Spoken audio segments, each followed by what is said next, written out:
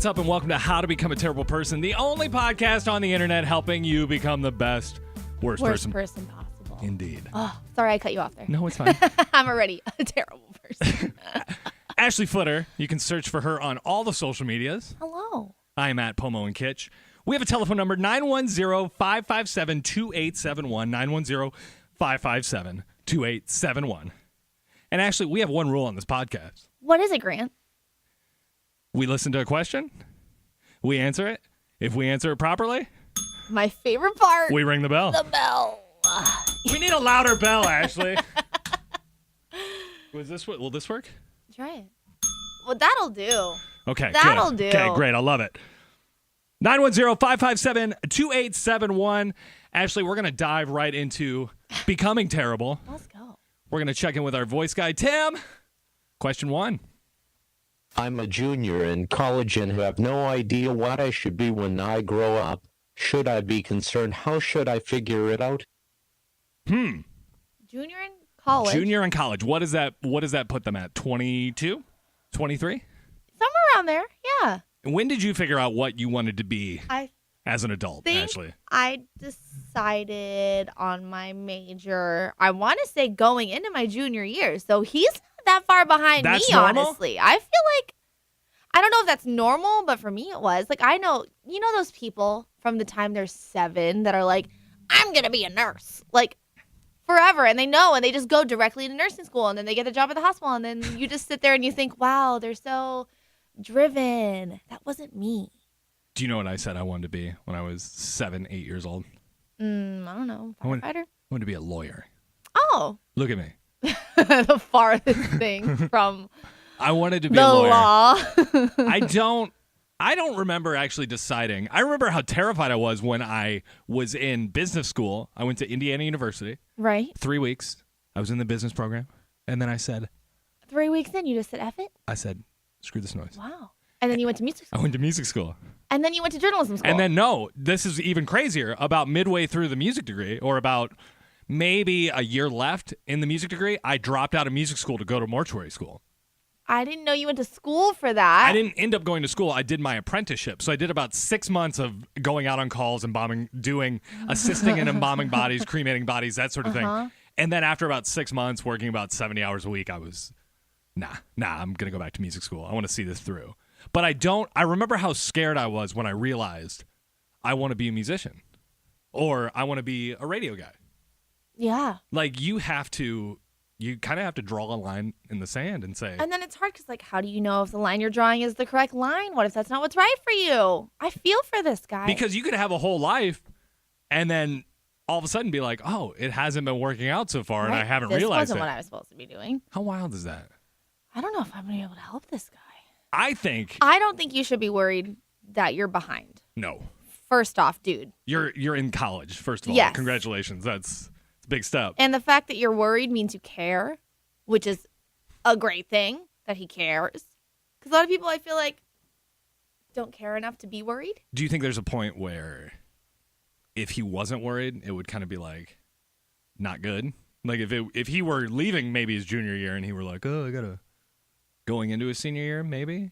I don't know. I don't think he's in I don't think he's in a pickle. Because being 22 trumps any problem you have. And so many people these days aren't graduating until like 25, 26 anyway. Really? Like I don't think he's in that much of a struggle right now. I mean, I would think if you still don't know, take some classes that are completely different from classes that you've been taking to see if maybe something else sparks your interest.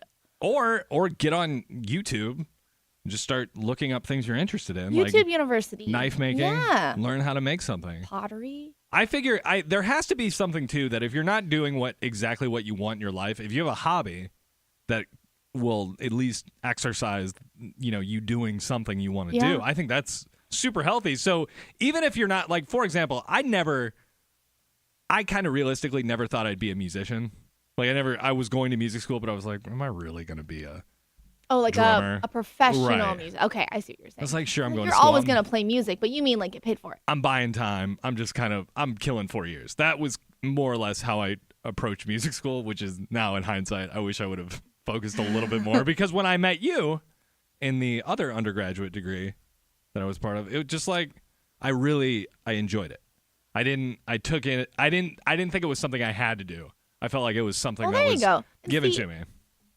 I got my degree in print, but I just fell into radio. So like that also, I want to tell this guy, just because you get a degree in something doesn't mean that's what you have to pursue, because so many people I know have like a business degree, but they end up working in, I don't know, creative stuff. Like it's not even has anything to do with business. So would you say the advice is just keep doing fly by the seat of your pants? Just go for it? I mean, obviously you don't want to keep going to school because money. I get it. You don't want to spend any more time there that you need to. But honestly, finish the degree and then you can figure out what path you want to go after. But at least you have the 4-year degree that you can show on your application. And also there's something really exciting when you have no idea what you're doing with your life. You're just kind of... You think that's exciting? I mean, it's terrifying. It stressed me out, man. It is terrifying. But, I mean, there was I don't know, there were a few years where I really romanticized being broke and not really having a good job, and just was like, I'm gonna be a musician. We're complete opposite people. And I just remember like working in a factory, for example. I was just like, well, this is a day job so I can go play music. And I didn't really want to play music because I don't like playing bars. So it's like one of these. Still to this day. What am I doing? You know what I mean? So I think to the person asking the question, just explore. It's a formative time of your life for a reason. Young. Like, yeah. In 10 years, talk to me. Yeah. When you're 32 years old, and when you're in my when exact you're position, Grant, call back to this podcast. So give him the bell. You're fine, dude. Don't worry about it. You know what? You're good. I want to call that guy David for some reason. And are we bad to assume it's a guy? I don't know. I mean, the language did feel kind of Dudish. Do you want to get into question 2, Ashley? Oh, all right, let's do it. Okay. Hopefully we can give a better answer to this one.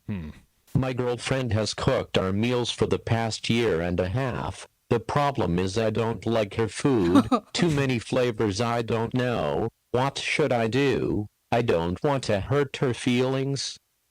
Okay, I love this question. So many different aspects. I dated a chef. A chef. Pastry, food, otherwise. I don't know what other kinds of culinary stuff there is, but she was mostly pastries. And I feel like that would be the best person to date. It was pretty great. The issue was, I mean, we moved, you and I moved, Ashley, to the Southwest together. And I wasn't used to all the authentic Southwestern cooking, right? Mm-hmm. Cilantro. Oh my God, I love cilantro. I could never have cilantro ever again for as long as I live, Ashley. Because you just ate it so much? No, I would be fine just because I hate it. It ruins everything. How do you hate cilantro? It's like bacon. What? Bacon. What are you saying? Bacon on anything just overpowers it. No, that's blue cheese. Blue cheese is freaking disgusting. See, we're gonna fight today. I disagree. We're about gonna throw cheese. some hands today. I love that sharp, gross, moldy cheddar taste. You say bacon overpowers, but blue cheese, you can't even taste any other ingredient. All you taste is mold. Why is it everything has to have so much bacon on it? Why does every Cobb salad have to have blue cheese on it? Isn't that part and parcel what a Cobb salad is? It also does have bacon on it. Well, we hate Cobb salads on this show. Oh, so Done. we're anti-Cobb salads on this show? Yeah. You're, wow, in the sand. Gorgonzola, Roquefort, canceled. All of it. Get the hell out of here. That Cobb salad. So, I don't like cilantro. I don't love bacon. I enjoy it. Every once in a while, a crispy piece of bacon at breakfast. You're crazy. Great. But the reason I was telling you this, the girl I dated, I remember she would make ceviche and like all this stuff. Wow. And it didn't have like the normal Midwestern cheese Indiana. and butter flavor. You know what I mean? So I can understand what I'm assuming, since I shouldn't assume actually, since they say girlfriend, it could be a girl or a guy. So I ended up just having to bite the bullet and just say, I'm going to get used to these things. And I ended up kind of developing a taste for cilantro.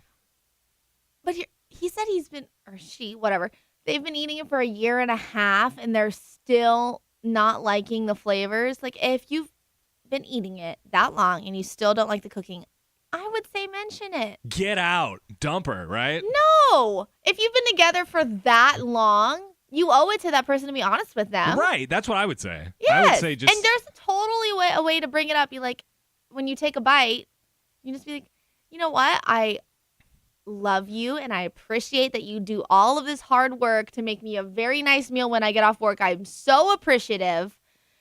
This just isn't my favorite meal that you cook, but blank, blank, blank. Give them examples of meals that they cook that they actually do like, so they're giving them like positive feedback at the same time that they're giving them like negative. Does that make sense? You shouldn't just take a bite and say, who made this awful food? No. Get out of there. Yeah, Get out of my house. I personally wouldn't do that, but I think food is tricky. The older I get, the more I'm my realizing taste buds have definitely changed. totally changed. I used to hate mustard. Can't get enough of it now. Oh, I love I know it's so good, right? Well, I think we just have to say this might.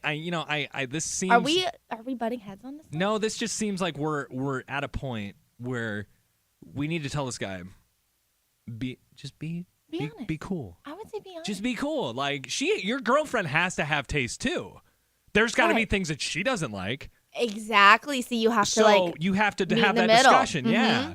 And again, he's probably so grateful that he has someone to do this, because To have I sex feel like with. Right. that too. I mean, I feel like I'm a terrible girlfriend. I've never cooked that much you're for getting. my Look at it this way. He's getting food and laid. and he's getting laid. Well, we don't know. We're assuming. Hopefully. Hopefully. Yes. But you could not be getting laid and not be eating food. Right. So you're telling him to get over it, not mention it? Yeah, try new things, man. I think copping out and saying you don't have a taste for something or you don't like something. But it's been a year and a half. If you've tried it for a year and a half and you still don't like it, you probably just don't like it. Like, if I tried blue cheese for a year and a half, I would still not like blue cheese. But you said you developed a taste for mustard. That's different. How is it different? It's different. Different. So what do you want to say? I want him to be honest. They've been together for a year and a half. You could tell him. And that's you also being your I'm assuming a good wife. I would hope. Thoughtful person. Cody did. He was super nice. I got home from work one day and he made steak for us. But it was so goddamn overcooked and Tough. well done and dry. Yeah. But I straight up was like, babe, my jaw hurts. I can't even chew this. It's so tough. Like, I just straight out said it. I'm trying to think if I ever had one of those awkward conversations where I was just like, And he did get a little upset. Like, oh, I tried to make this nice meal for you and I can't do anything right. Like, he played the pity party. He played the pity party. But did it he was eat both? fine. Did he end up eating both steaks? I think he ended up throwing half of his away too, because he's like, yeah, you're right. This is kind of shitty. So just be honest. Yeah. Just be honest. You're adults. If she's going to break up with you because you say, hey, no offense, I don't like the flavor of cucumbers, then you don't want to be with her. You know what I mean? Be honest. Yeah, I mean, what's that Nom. voice? You went into like a total. Nom. Yeah, I mean, Nom. I would say, I want to give you the ring. I'm gonna Give me the bell. I'm gonna give you the bell. Honesty I'm gonna deserves give. bell. I'm gonna give you the bell. Thank you. I don't deserve any part of No, that. you don't. Thank you. Ashley, you win. That is 1-1. This is a game now. Apparently. That is a new part of the podcast. Yes. Do you know that I'm super competitive? I Do love you know it. that about me? I'm also. So that's. Ugh. This is perfect. Okay, so you got the first question. I would say I got the second one. So now that takes us to the third question. This is how to become a terrible person. Shoot us your, messages. all the questions. Yeah, if you Can need they advice. text, Grant? Yeah, it's 910-557-2871. If you're still one of those weird people that don't like calling in, No, text us. just text. Text us. We don't take calls. Oh, see, even better. I'm So like, yeah, you're literally telling everyone to call in this whole time. I'm, Give us a oops. call. Yeah, no, I thought about that after the first couple weeks of us thinking about this. I was like, well, we should just have people No one text wants to in. call anymore. Yeah. Yeah. So Number three? Tim? Timmy. I just moved to a new town. I'm super broke. I want to start dating, but I am worried no girls will be interested in me because I don't have anything. Well, depending on the town, you might be right. Would you say that's accurate? There are Question certain. makes me sad. It does. It should not matter how much you have in your wallet It for not. someone to like you. I wrote an answer. Are to you this, crumpling up a but I'm- 5 over there? I'm so angry. Yeah, I'm just throwing away money. I'm just, ladies. No, I think the whole. I coming from a guy. Who's been super effing broke. You take this. You got this. I mean, okay, Ashley, can I tell you about? I love your stories. Go. I got to tell you this. I was so broke when I first moved out to Arizona that when I moved out here, I went to Sam's Club and I got like a king size box of Butterfingers. I think it might have gotten it as a gift. Somebody got me like 40 some Butterfingers, and it's like, yeah, king size. It's amazing.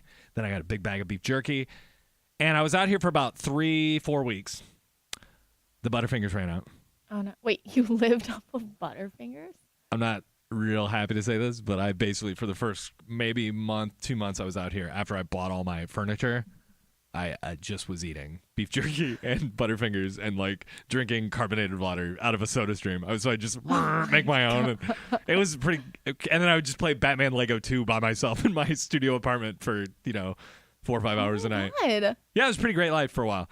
But I needed to walk to a market, and there was this really hip, I guess it's called the Rollins Market behind my apartment. Okay. And it was owned by a nice Middle Eastern family, and they had a very, very good, I guess like a Mexican chef.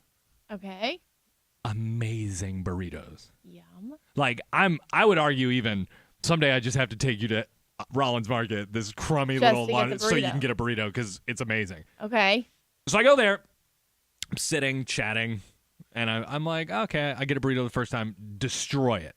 Then I'm like, oh, it creates a taste. You go somewhere the first time you move place, and you're like, it's my spot, supermarket behind my house. Well, bless you. Excuse me. Little bell. Bless me. Bless you. So I'm out on a walk one day. I have no money. I haven't eaten probably a day and a half, which is no big deal because I've never done that. Really? Ever. I love fasting, but it's another story.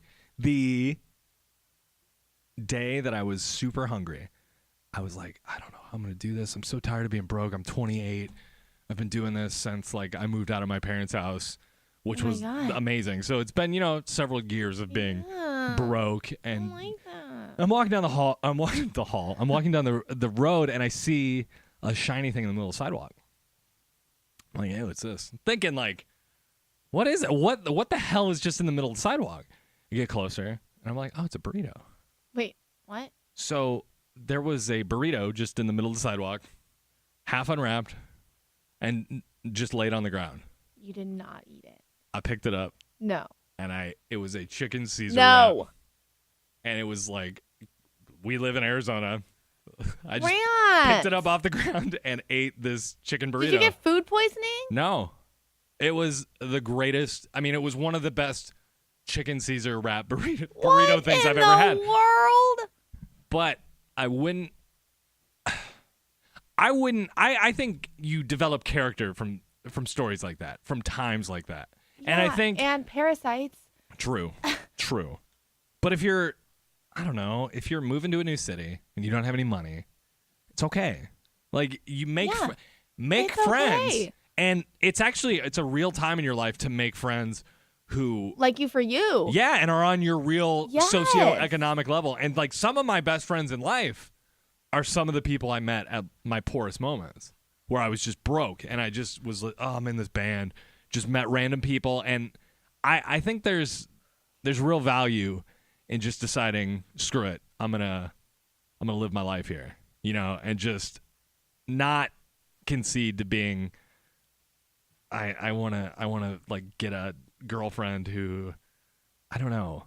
So you're telling him Fuck that. to not even focus on having a girlfriend right now? The best decision I made in life is saying I don't care about women. Like not in that sense, but in sense of dating. Like I just don't. After the last relationship I was in, it's so much easier just to say, yeah, I'm Grant. I'm the single dude. Yeah. And like I live my life. I have a cat.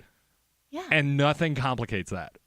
It's amazing. Whereas having a boyfriend or girlfriend who's like, do you want to go to... If they're not the right one, then yes, it complicates it. But you don't know what it's like having the right one that you're going to marry because it doesn't feel like that. You don't know that. It's interesting. It all changes when it's the person you're meant to be with forever. See, I met I've met probably 4 or 5 people I'm meant to be with forever, I think. Oh, really? Yeah. Yeah, actually. Interesting. I have a lot of experience with I don't know where I'm going with this. I don't either. Just stop. Actually, I have to say I'm a bit under the weather today. Oh, why? I told you that. Did you eat another wrap off the ground I that's should. been You there know what? for 3 days? Probably would have felt better. No, I just my stomach's upset. I've been sleeping really well. You gotta I poop? feel like I'm anxious. I don't know. And then I work on the John Jay and Rich show, and I just had a really thoughtful conversation with Suzette Rodriguez on the show. Love her. She's the best. And I right before we recorded this, we were going to record at a certain time, and then that got pushed back a little bit, and then a little bit further. And I walked in and I said, I'm so sorry I didn't pull the clips. And then I was so flummoxed from this conversation I had with her that I was like, still on your brain? It's still on my. It's still on. Wow. I think there's something really valuable about,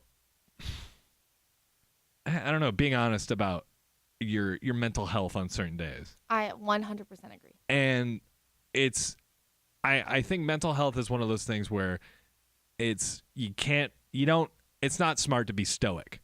No. It's not smart to just deal with things as they come in and just be like, well, I'll figure it out. Like, address things. And I think there was a long time in my life where I wasn't acknowledging problems. And I think when it comes to like drinking or like drugs or just being responsible or being thoughtful or being empathetic, and I think I finally reached a point in my life where I'm like, I'm happy in a really profound but confusing way. But that's good. Because everyone in my life, like for example, you've got Colby. Mm-hmm. You've got your career, you've got everything going on. And it's like, I don't even think I'm so much happier not thinking about any relationship that when somebody recently, or a few people have come into my life recently and said, I'd like to be involved in your life, whatever that means. Oh, I know. Sexually, Ashley. I don't think you had to say it. And I said, You said no? to myself, I was like, you know what? I think I'm going to put me before this situation. That's fantastic. And I've never been the type of person to just think about like sex or where that next part of stimulus is coming from. I don't care about that. But I feel like I actually made a responsible decision to say like, no, I don't want to. Ryan, I'm so proud of you. I know that was really vague, but I feel This is better. a big- I feel better having said that. I may not have everything figured out, but I feel like I'm happy. That's all that freaking Isn't that- matters. And I think that's with the theme for these 3 questions today. It's like, As who long cares? as you're happy, who cares? Right. Yes. So I apologize for not having the normal fired up energy. I never and would have known, honestly. I'm I'm getting my car fixed. There's Woosah. a whole lot of Let stuff it going on in my out. life, Ashley. Let it out. I've cried on more than one radio show, Ashley. I've heard stories. And you know what? From what I understand, they did pretty well. So maybe next week Maybe next episode. I'll squirt out some tears. Do not Squirt say out. squirt. Okay, Ashley, I had an endorsement today, but I wanted to run it by you. Oh, who's this? It's funny because you just said what you said about squirt. Do you not like the word The squirt? soda? I love squirt. No. Oh. Do you like the word squirt? Like if you had to say, I don't mind it, but when you talk about it as like squirting liquid out of you, I don't like it. I mean, yeah, that's gross. That's what you just said. In fact, that grossed me out. You Yes. Okay. Well, so there's a company called Like E and the letter Z. Easy. Yeah, I know. Hey, listen. They threw money at us, and I just was like, "What do you do?" And Google it, whatever you want. I don't know where you can get it. I don't care. It's purple. I tried it. They sent me some. Oh my god, I remember purple ketchup and the green. Remember the green ketchup? Wait. Do you remember the green ketchup? Do I remember it? Yeah. What do you mean? I don't think it's on the shelves anymore. Rip. You haven't seen Easy Like purple ketchup in anywhere? 2018? Yeah. No. So Is this another Anchor Blue moment? we we're do not having? have a sponsor for today's podcast. Shout out to at Ashley Footer on all the social medias. Just search for her, right? Is that what we're It's saying? just Is that the how we're saying easiest. this? I think it's the easiest. At Pomo and Kitsch, that's POMOANDKITSEH. God, what Ashley? We're struggle busting today, man. This sucks. Thanksgiving's next week. We're just like, we're under time too. We're at 27 minutes. Yeah. Do you have anything you want to talk about to the kids, Ashley? Do you have anything? I feel like I've really just ear beaten everyone to death today. Nope. Call your mom. Call your mom. Tell her you love her. Oh. I love my mom. Oh. That's all I wanted to say. That's my TED Talk. But you're not telling her you're on this podcast. No. Fair. Keeping this a secret from her. Search Ashley Footer on all the social medias. I'm at Pomo and Ketch, and we have a telephone number 910-557-2871. 910-557-2871. And you can text us your advice, and we'll Please probably do. answer it better. You know what we didn't do, Ashley, on the third question? We didn't get a bell. No, and the number one rule of this podcast is if we answer the question, we bring get the a bell. Ding it. Love it. Kind of anticlimactic, but I love No, it. it's not. Hashtag Bone Zone. Oh my God. Hashtag Grant said no to sex. It's fine. Sophomore slump, second episode. Good job, Ashley. Hey, thanks for sticking around, everybody.